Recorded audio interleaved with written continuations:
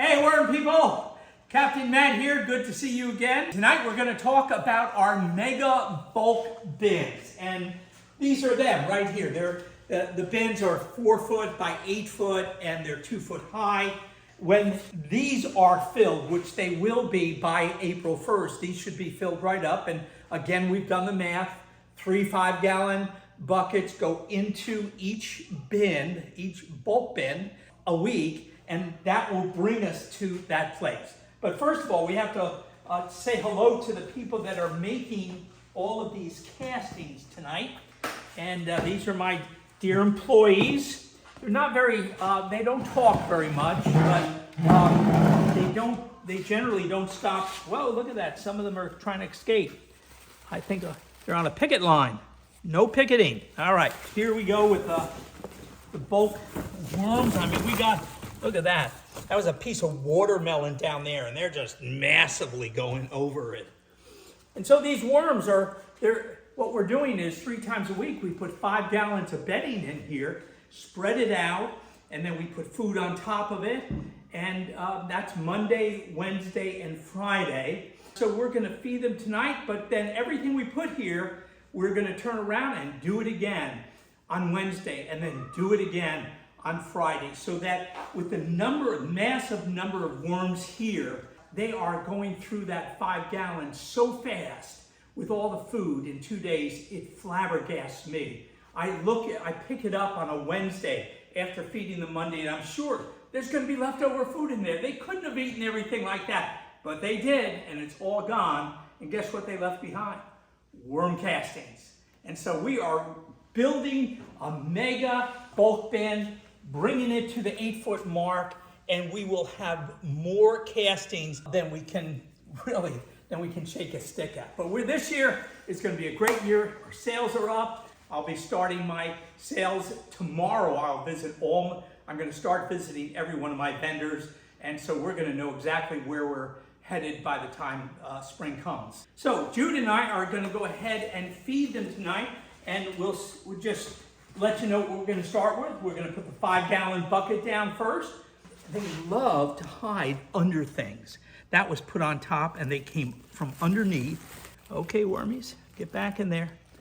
Okay, and let's just lift that a little, Jude. You don't have to, I'll slide it out from underneath it. Now, oh, look at the worms here. Oh my goodness. And I disturbed them this afternoon, so I wasn't even sure. Yeah, let's see. I mean, what we have, great way to gather worms. You don't have to sift them because it's just pure worms. And that's the result of a very, very smelly piece of watermelon. And they're just in there eating it up. So here's what we're gonna do. We're gonna first put the compost down, and then we're gonna put some feed down.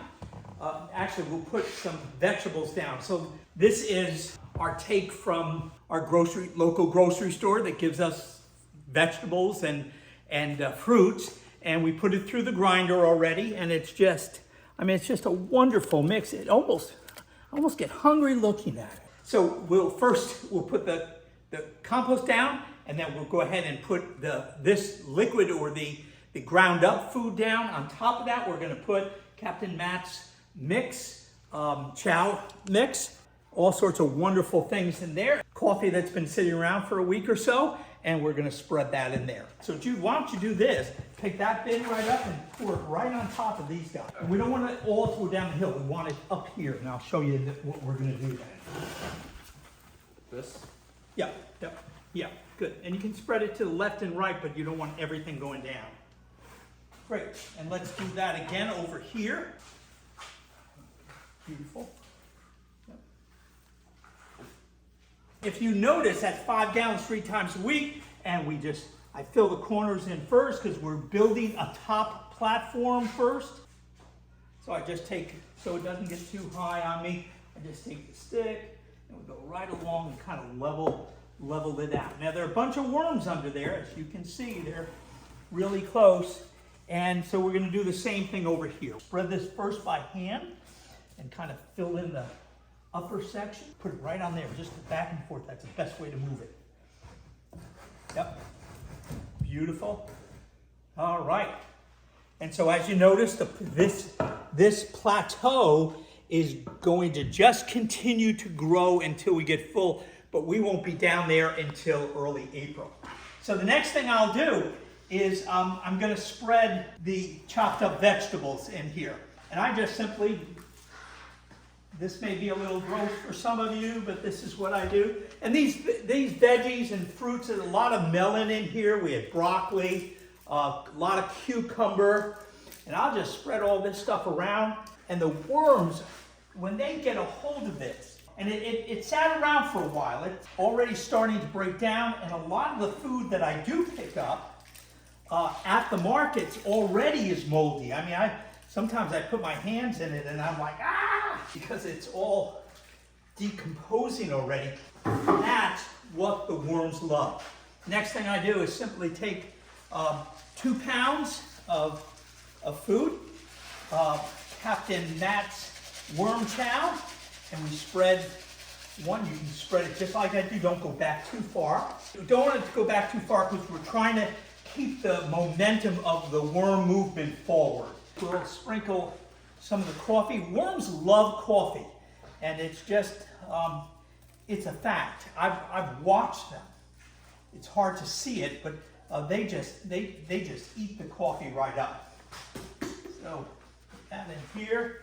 Just spread the coffee around. The next thing I do is water everything down.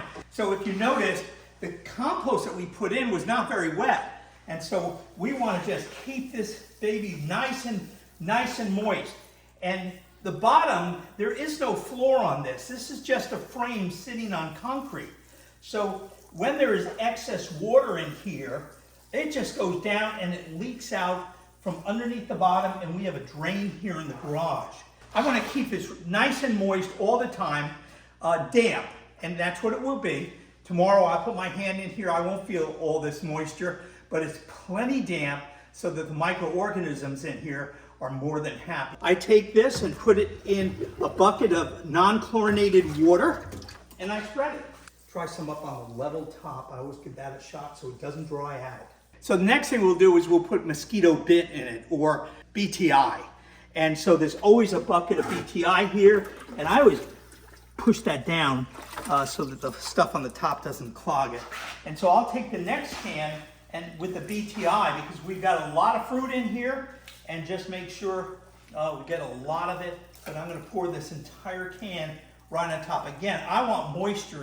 And the BTI, the flies, if you don't use BTI, the flies are going to start, they love to lay eggs on the worm chow, and they love to lay eggs, the fruits and vegetables too.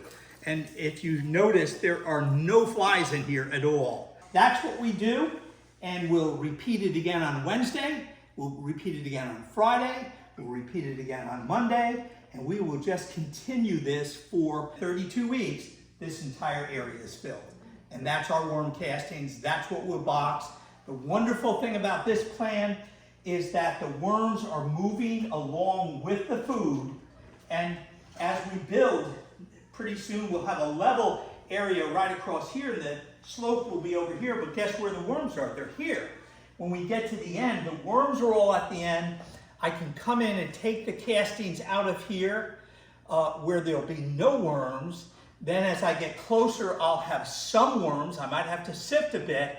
And then as I get really close to the end, we're going to just stop and start the process all over again. The worms are there, and then we're going to start building back this way. So what that allows us is continuously making worm casting. This is another type of continuous flow bin, but it's a little different than the one we started out with. The folks have asked along the way, why is it that we went from the CFTs, that's where the bin is up on legs and we scratch from underneath and drop the material down. It's a great process, wonderful process for a home gardener or for someone with a very small business. Our business just grew. We will package all of this, and so we'll actually step in here and shovel it out and make sure you dry it out on the floor. We have a concrete floor where the car is.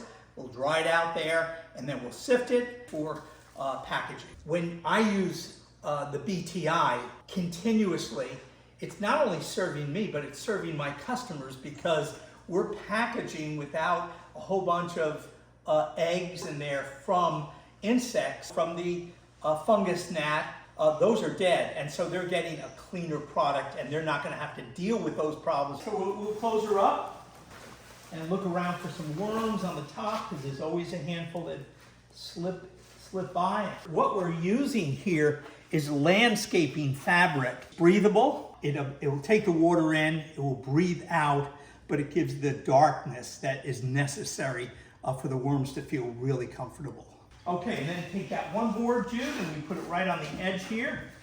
And we have just tucked the kids into bed and told them we won't see them in the morning. We'll see them on Wednesday morning. Everywhere I go these days, I'm hearing worm castings, worm casting, worm castings. Any soil sold in stores these days that is used in any way for growing, you'll notice there's worm castings in there. I don't know how many there are in there, and I wouldn't trust them, to be quite honest, to think there's a lot of worm castings. But the worm castings have, in the past 3 years, have become extremely popular. I don't have to explain worm castings half as much as I used to, because there's articles about them all over the place in all the organic magazines. It's a household word now for organic gardeners. We need not to forget, this is not all just about producing worm castings for ourselves, but this is about getting the worm castings out into our local community, so that our folks in this community can get a really, really good fresh product that hasn't been in a plastic bag for 6 months sitting in a warehouse somewhere, or maybe even longer than that. It's a wonderful product. And you know, when I first went out and was doing sales, I'm not a salesperson. I did not want to go out and do sales at all. First store I went to had 7 stores, and they told me I was too late to come back next year. They'd done all their purchasing. And I was like, I was almost defeated. I went to the next store, boom, they bought it. And the next store, boom, they bought it. And all of a sudden, it's been growing. Now people are calling me, asking me why I haven't stopped by to see them and offer my castings to them. The market is very, very large. I'm retired, and this is my joy. Part of the joy is teaching others how to work with a really wonderful product for their gardens. As a retired guy, I'm just doing this, for a little extra change in our pockets. And yet there is an income there. And the reality is, if I was 10 years younger than I am today, I might consider turning this into a business. What I'm saying is this: there's a market for you. If you want to raise some, go out and see your local nurseries. Find your local farmer's market. See if you can't set up a booth, especially in April, May, and June. You'll be amazed at how your business it may not make a lot of money at first, but after a while, it's going to expand. It's going to expand more than we even imagine. People are going to be looking for worm castings, almost fretting about the fact that they don't have enough worm castings, and you can be the person that's going to make the difference for them. It's a good product. Don't give up. We have the best organic fertilizer on the planet. Let's serve our community.